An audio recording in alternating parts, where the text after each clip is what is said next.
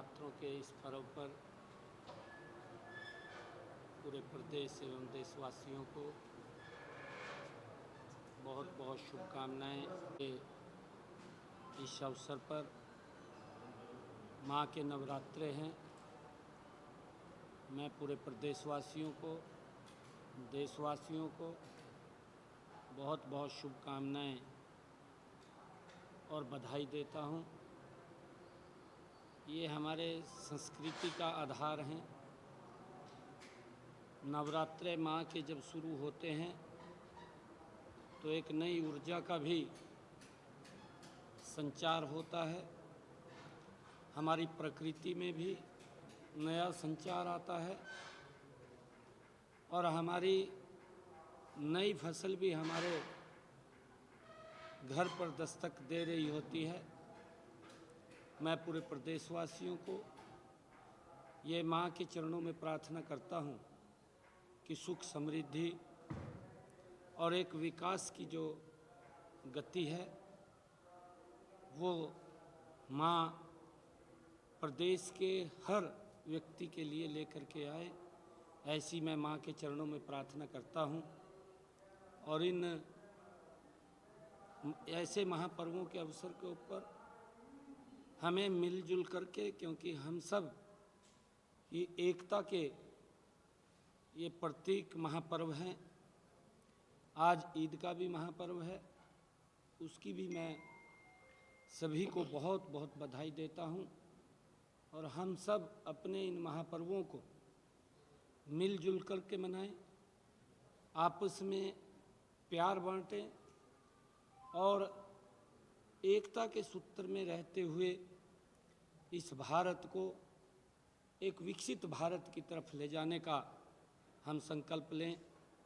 मैं सभी प्रदेशवासियों, देशवासियों को नवरात्रों की बहुत बहुत बधाई और शुभकामनाएं देता हूँ।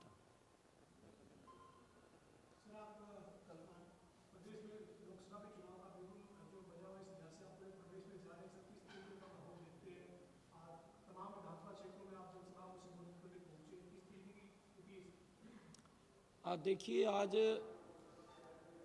प्रदेश में एक बड़ा पॉजिटिव माहौल है। नरेंद्र मोदी जी की 10 वर्षों की नीतियाँ जो उन्होंने गरीब व्यक्ति के लिए काम किया है, चाहे वो प्रधानमंत्री आवास योजना के तहत 4 करोड़ लोगों को मकान बना करके इन 10 वर्षों में दिए हैं, चाहे प्रधानमंत्री किसान सम्मान निधि के माध्यम से किसानों को मजबूती की तरफ ले जाने का काम किया है, चाहे इन 10 वर्षों में किसानों को प्रधानमंत्री फसल बीमा योजना के माध्यम से जोड़ करके सुरक्षित करने का कार्य इन 10 वर्षों के अंदर नरेंद्र मोदी जी ने किया है, चाहे आयुष्मान कार्ड, गरीब व्यक्ति को आज चिंता नहीं है कि उसके इलाज के लिए उसे कहीं देखना पड़ेगा, ये व्यवस्था भी खड़ी करने का काम नरेंद्र मोदी जी ने इन 10 वर्षों में किया है। हर घर के अंदर नल और स्वच्छ जल पहुंचाने की व्यवस्था भी इन्हीं 10 वर्षों में नरेंद्र मोदी जी ने खड़ी की है। जनधन खाते खोल करके उस गरीब व्यक्ति को भी बैंक में जाने का अधिकार मिला है जो आज तक दिखाई नहीं देता था। हरियाणा के अंदर, पूरे देश के अंदर, हर गांव के अंदर 24 घंटे बिजली पहुंचाने का काम भी इन 10 वर्षों के अंदर हमारे हरियाणा में पूर्व में मुख्यमंत्री रहे मनोहर लाल जी ने किया है। जो इस प्रकार की चर्चाएं करते रहते थे कि हम 24 घंटे बिजली देंगे, परंतु उनका विजन, उनकी नीति, उसके कारण से या उनकी सोच, उसके कारण से वो 24 घंटे बिजली नहीं दे पाए। परंतु हमारी सरकार ने हरियाणा प्रदेश के अंदर 24 घंटे बिजली दे करके लोगों के जीवन को सुखमय करने का काम किया है। और उसके साथ साथ इन्हीं 10 वर्षों के अंदर हमारी सरकार ने प्रधानमंत्री आवास योजना बना करके 4 करोड़ लोगों को मकान देने का काम किया है। इन्हीं 10 वर्षों के अंदर हमारी सरकार ने जो 11 साढ़े 11 करोड़ शौचालय बना करके माताओं को, बहनों को एक इज्जत घर देने का काम ये नरेंद्र मोदी की सरकार ने वो किया है। ऐसे बहुत सारे कार्य हैं जिन कार्यों को लेकर के डायरेक्ट लोगों तक लाभ पहुंचा है।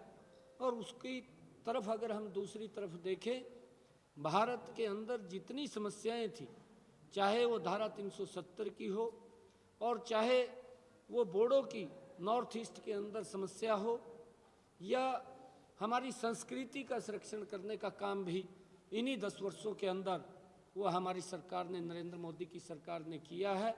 चाहे केदार बाबा के जीर्णोद्धार की बात हो, चाहे काशी विश्वनाथ के जीर्णोद्धार की बात हो, चाहे गुरु नानक देव जी का जहाँ प्रकाश पर्व हुआ है उस स्थान को करतारपुर कॉरिडोर के साथ जोड़ने का काम वो किया हो, और चाहे हमारे महाकालेश्वर उज्जैन के जीर्णोद्धार की बात हो, सोमनाथ मंदिर के जीर्णोद्धार की बात हो, हमारे कुरुक्षेत्र के अंदर भगवान श्री कृष्ण जहाँ गीता का संदेश भगवान श्री कृष्ण ने दिया, उस स्थान का भी जीर्णोद्धार करने की बात हो। लगातार इस सरकार ने हमारी संस्कृति को भी सुरक्षित करने का काम किया है।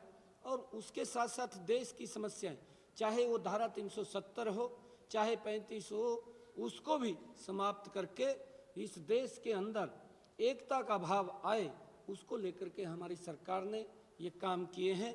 अगर अंतर्राष्ट्रीय स्तर के ऊपर हम देखें, अंतर्राष्ट्रीय स्तर के ऊपर भी इन 10 वर्षों में भारत का सम्मान, भारत का गौरव दुनिया के अंदर बढ़ा है।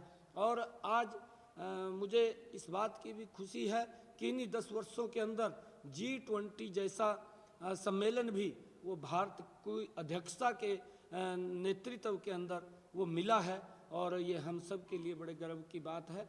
और उससे भी हम आगे अगर देखते हैं कि इस देश के अंदर चाहे रोड्स की बात हो, चाहे रेलवे कनेक्टिविटी की बात हो, चाहे नए एम्स बनाने की बात हो, चाहे यूनिवर्सिटीज़ बनाने की बात हो, चाहे MII बनाने की बात हो, चाहे IIT बनाने की बात हो, चाहे यूनिवर्सिटीज़ खोलने की बात हो, लगातार हर क्षेत्र के अंदर इस सरकार ने लोगों की अपेक्षाओं के ऊपर वो खरा उतरी है।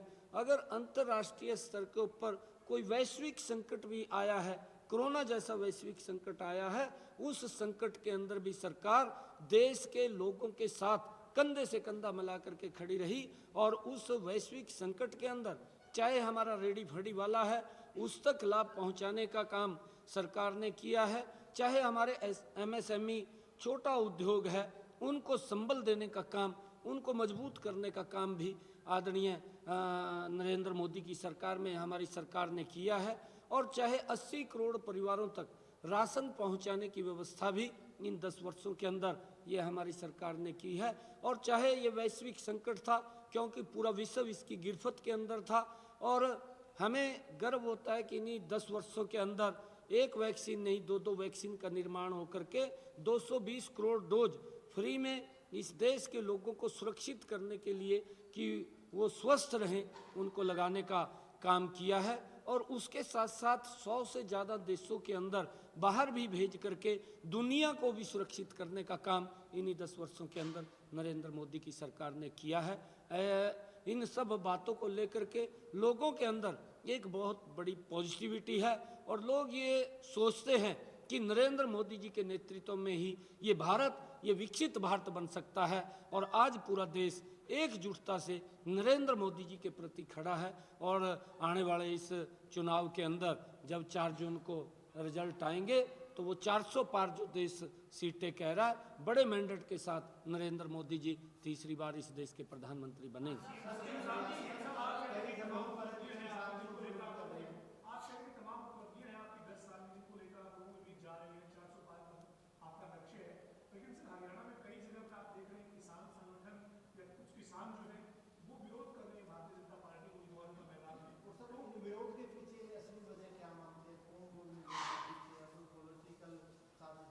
नहीं, देखिए, मैं सभी आंदोलनरत जो हमारे किसान भाई हैं, मैं अपील करना चाहूँगा, क्योंकि लोकतंत्र का पर्व है और इस प्रकार से कोई भी दल है, कोई भी नेता है, जब वो लोगों के बीच में जा रहा है, इस प्रकार का विरोध वो ठीक नहीं है।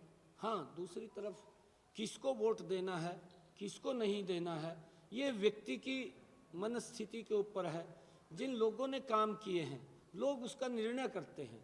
हर नेता जाकर के अपनी अपनी बात लोगों के बीच में रखता है, और अगर इस प्रकार का विरोध अगर करते हैं तो कहीं ना कहीं लोकतंत्र को ये दबाव होता है, और इस प्रकार का सिस्टम नहीं होना चाहिए। लोकतंत्र है, लोकतंत्र का पर्व है, और ये देश के 140 करोड़ लोग और हरियाणा के 2 करोड़ 80 लाख लोग ये मिलकर के इस पर्व को मनाते हैं, ताकि हमारे देश में स्वच्छ सरकार बने, जो देश के लोगों की चिंता करने वाली सरकार बने, जो देश को एक विकास की गति के ऊपर ले जाने वाली सरकार बने। ये लोगों की अपेक्षाएं होती हैं। लोकतंत्र का पर्व है, इस पर्व के अंदर हम सब ने मिलकर के मनाना चाहिए। इस प्रकार का जो विरोध करते हैं वो ठीक नहीं इस लोकतंत्र के अंदर। मैं उन सब से अपील करना चाहूँगा जो हमारे आंदोलनरत किसान हैं कि आप जो आपके मन में आए कि किसको वोट देना है, किसको नहीं देना है, जो आपकी इच्छा है आप वो करिए, परंतु इस प्रकार का विरोध लोकतंत्र के अंदर अच्छा नहीं है, इससे हमें बचना चाहिए।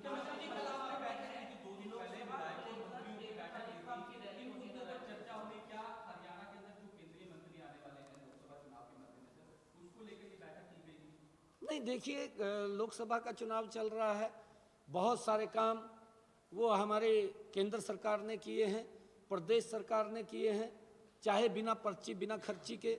आज अगर हम देखें, आज युवाओं का जो विश्वास 2014 से पहले खत्म हो गया था, और वो ये सोचते थे कि नौकरी पढ़ने से नहीं, नौकरी तो किसी के चक्कर काटने से मिलेगी। आज वो विश्वास युवाओं के अंदर जगा है। आज उनको लगने लगा है कि नौकरी चक्कर काटने से नहीं, नौकरी तो हमें पढ़ने से मिलेगी।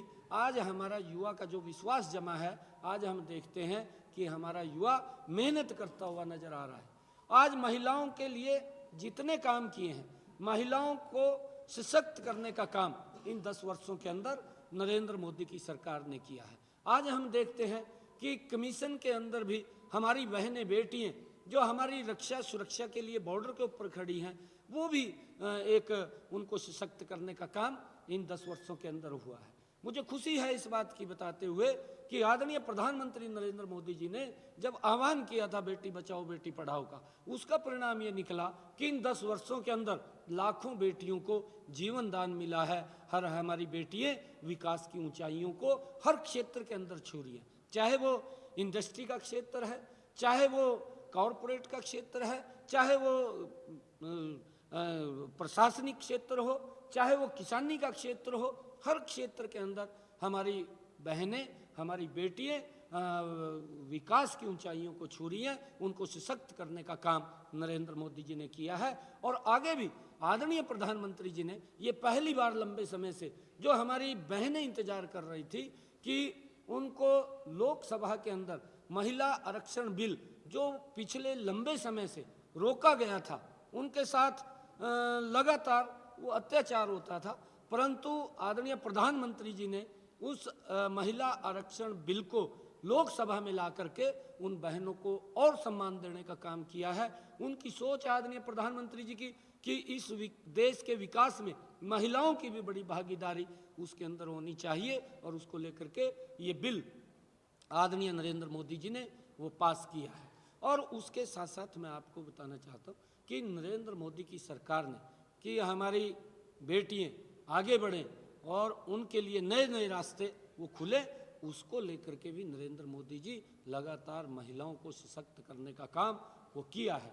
इन्हीं 10 वर्षों के अंदर नरेंद्र मोदी की सरकार ने किसानों को भी मजबूत करने का काम किया है। अगर 2014 से पहले की हम बात करें, जितने कार्य नरेंद्र मोदी जी ने अब किए हैं, अगर मैं आपको बताना चाहूँ कि जो कांग्रेस के विपक्ष के लोग इस प्रकार का दुष्प्रचार करते हैं कि किसान की हालत खराब है, अरे 55 साल तक 60 साल तक इस देश के ऊपर शासन आपके दल ने किया है, कांग्रेस का शासन रहा है। अगर 55 और 60 साल के अंदर अगर किसानों की दुर्दशा हुई है तो इसका डायरेक्ट जिम्मेवार अगर कोई है तो वो कांग्रेस पार्टी है। वो ये घमंडिया गठबंधन के लोग हैं जो मिलकर के वो योजना वो नीति नहीं बना पाए, परंतु नरेंद्र मोदी जी ने इन 10 वर्षों में किसान को भी विभिन्न योजनाएं बना करके उनको सशक्त मजबूत करने का काम किया है। अगर हम देखते हैं 2014 से पहले और 2014 के बाद जो किसानों के हित में काम किए हैं, तो एक जमीन आसमान का अंतर वो नजर आता है। लगातार किसान को मजबूत किया जा रहा है, चाहे उनको प्रधानमंत्री किसान सम्मान निधि हो, चाहे प्रधानमंत्री फसल बीमा योजना हो। अगर इसी के अंदर देखें, प्रधानमंत्री फसल बीमा योजना के अंदर पिछले 10 वर्षों के अंदर जो कांग्रेस की सरकार रही है, कांग्रेस की सरकार ने मात्र 1100 करोड़ रुपया मुआवजे के तौर पर किसानों तक पहुंचाने का काम किया। परंतु अगर इन्हीं 10 वर्षों के अंदर हम नरेंद्र मोदी जी ये डबल इंजन की सरकार की तरफ ध्यान करें, भारतीय जनता पार्टी की सरकार की तरफ ध्यान करें, तो 12,500 करोड़ रुपया किसानों को मुआवजे के तौर पर देने का काम किया।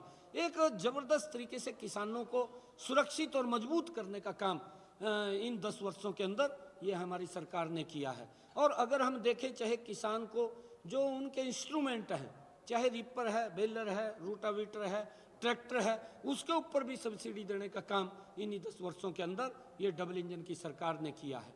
चाहे लगातार किसान को जिस प्रकार का दुष्प्रचार कांग्रेस ने किया था कि एमएसपी को बंद कर दिया जाएगा, लगातार नरेंद्र मोदी की सरकार किसानों को एमएसपी देने का काम कर रही है। हरियाणा के अंदर अगर हम देखें, 14 अन्य फसलें किसान की एमएसपी पर खरीदने का काम ये हमारी डबल इंजन की सरकार कर रही है। कांग्रेस की सरकार पंजाब में रही है, कांग्रेस की सरकार राजस्थान के अंदर रही है पीछे, परंतु एक भी दाना उन्होंने एमएसपी पर नहीं खरीदा। अगर जो गेहूं और चावल एमएसपी पर खरीदा जा रहा है वो केंद्र सरकार खरीद रही थी, परंतु इन्होंने नहीं खरीदा। अगर हम देखें, प्रधानमंत्री कृषि सिंचाई योजना के माध्यम से किसान की जो पैदावार का क्षेत्रफल है, उस क्षेत्रफल के अंदर एक बड़ी बढ़ोतरी, क्योंकि किसान को जो ड्रिप इरिगेशन और स्प्रिंकल इरिगेशन के साथ उस खेत को ज़्यादा क्षेत्र के अंदर पानी देने का काम भी इन्हीं 10 वर्षों के अंदर किया है। उसके ऊपर बड़ी सब्सिडी दे करके उसके क्षेत्रफल के अंदर पैदावार ज़्यादा हो वो भी बढ़ाने का काम इन्हीं 10 वर्षों के अंदर नरेंद्र मोदी जी ने किया है। आज किसान की जो पैदावार है वो भी ज़्यादा हो रही है, और किसान की जो फसल है वो भी, अगर देखें कि 2014 से पहले कितना अमाउंट वो खरीदने के अंदर लगाते थे, आज कितना अमाउंट लगता है, एक बड़ा अंतर उसके अंदर नजर आ रहा है। और किसानों को लगातार चाहे सोलर पंप दे करके उनकी 5 HP 10 HP की मोटरों को उसके ऊपर सब्सिडी दे करके लगाने का काम भी ये हमारी डबल इंजन की सरकार ने किया है। बहुत सारे ऐसे काम हैं, हर क्षेत्र के अंदर किसान को भी मजबूत करने का काम किया है। अगर गरीब की बात करें, गरीब को भी सशक्त और उनको चेहरे पर मुस्कान लाने का काम इस डबल इंजन की सरकार ने 10 वर्षों के अंदर किया है। हम देखते हैं कि आदरणीय प्रधानमंत्री जी ने आयुष्मान कार्ड योजना लेकर के आए, 5 लाख रुपए का अधिकार दिया है गरीब व्यक्ति को कि वो सर ऊंचा करके किसी भी हॉस्पिटल में अगर दुर्घटनावश कोई दिक्कत बीमारी आ जाती है वो अपना इलाज करा सकता है। नहीं तो इलाज के कारण ही वो इलाज नहीं करा पाता था, और उसके कारण ही वो कई बार अगर इलाज कराता था तो गरीबी रेखा के नीचे चला जाता था, और कई बार इलाज नहीं करा पाता था तो परिवार के साथ नहीं रह पाता था। परंतु नरेंद्र मोदी जी ने 5 लाख रुपए का आयुष्मान कार्ड दिया। हमारी सरकार ने चिरायु कार्ड उस योजना उसके साथ जोड़ी। हरियाणा के 125 करोड़ लोगों को इस योजना के साथ जोड़ करके उनको सुरक्षित करने का काम ये हमारी सरकार ने किया है। मैं जो हमारा गरीब व्यक्ति है, 4 करोड़ लोगों को मकान बना करके दिए। अगर हम प्रधानमंत्री आवास योजना शहरी, प्रधानमंत्री आवास योजना ग्रामीण, उसके तहत लगातार मकान बना करके लोगों को दिए जा रहे हैं। और हर घर के अंदर नल, उस माता बहन के घर के अंदर जिसमें आज तक गैस का सिलेंडर कनेक्शन नहीं था, वहां पर भी गैस का सिलेंडर कनेक्शन पहुंचाने की व्यवस्था नरेंद्र मोदी जी ने की है। लगातार 80 करोड़ लोगों को राशन पहुंचाने की व्यवस्था भी ये सरकार कर रही है। चाहे गरीब की बात हो, चाहे किसान की बात हो, चाहे महिला की बात हो, युवा की बात हो, हर क्षेत्र के अंदर हमारी सरकार ने मजबूती से उनको आगे बढ़ाने का काम किया है। उनके अंदर विश्वास जगाने का काम ये नरेंद्र मोदी और डबल इंजन की सरकार ने किया है। और इन सब बातों को लेकर के लोगों में एक बड़ा संतोष है कि ये सरकार काम करने वाली है। हरियाणा के अंदर 10 की 10 लोकसभा की सीटें बड़े मैंडेट के साथ तीसरी बार नरेंद्र मोदी जी को प्रधानमंत्री बनाने का काम हरियाणा के लोग करेंगे।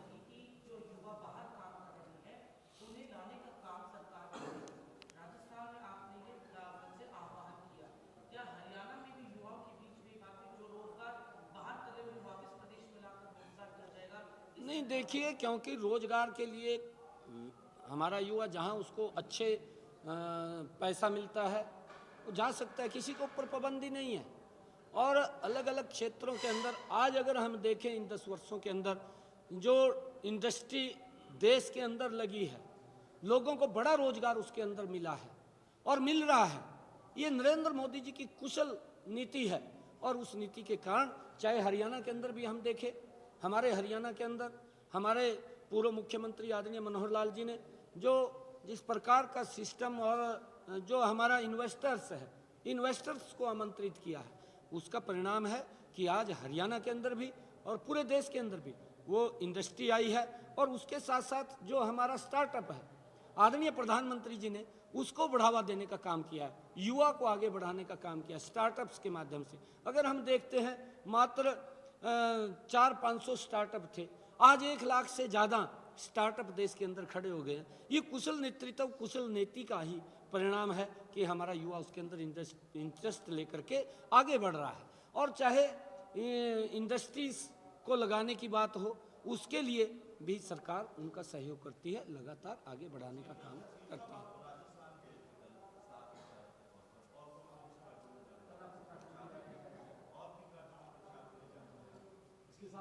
नहीं, देखिए, क्योंकि केंद्र को हमने डेटें अपनी दे दी थी भी, ये डेटें हमारी खाली हैं और उन डेटों के अंदर जैसे जैसे कार्यक्रम बनते रहेंगे वो आपको पता चलता रहेगा। कल का मेरा कार्यक्रम उत्तराखंड का है, कल मैं उत्तराखंड में रहूँगा और अलग अलग डेटें हैं, हमने डेटें उनको दे दी थी, उन्होंने डेटें हमसे मांगी थी।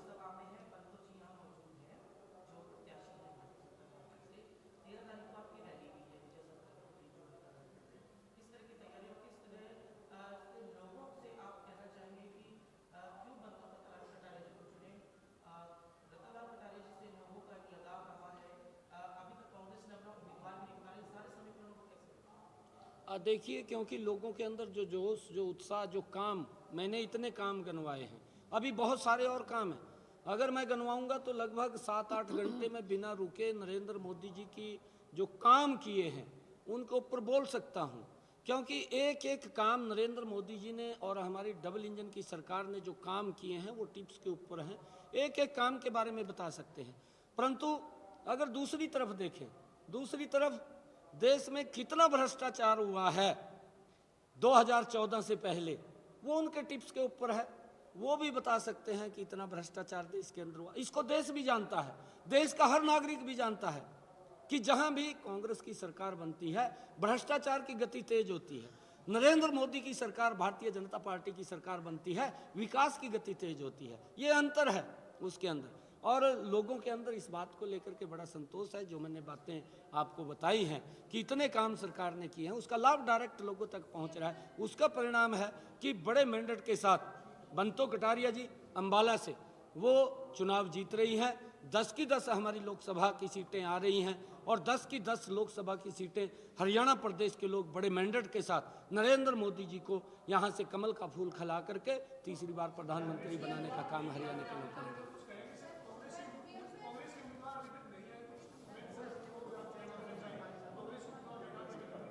देखिए, क्योंकि वो हिम्मत नहीं जुटा पा रहे हैं और उनको लग रहा है कि हम पिछली बार भी जब मोदी जी ने काम किए थे, 5 साल का कार्य था, 5 साल के कार्य में वो टिक नहीं पाए। अब तो 10 साल का नरेंद्र मोदी जी का कार्य है, अब उनको लगने लगा है कि वही जो 5 साल का कार्य था उसके अंदर हम नहीं टिक पाए तो इसमें कहाँ टिक पाएंगे। उनके अंदर कहीं ना कहीं भय है और उस भय को लेकर के कभी वो किसी को बोलते हैं अभी तू चुनाव लड़, कभी किसी को बोलते हैं तू चुनाव लड़, वो इधर उधर अपना वजन दूसरे को ऊपर डालने का काम कर रहे हैं। और कई लोग तो जवाब भी दे गए हैं कांग्रेस के अंदर कि हम चुनाव नहीं लड़ेंगे, और कई लोगों को वो मनाने की कोशिश कर रहे हैं, कभी कहीं से पकड़ करके ला रहे हैं, कभी किसी के पास जा रहे हैं, परंतु तैयार नहीं हो रहे हैं। उनको आगे हार दिखाई दे रही है, मेरे ख्याल से यही डर होगा और इसके कारण से वो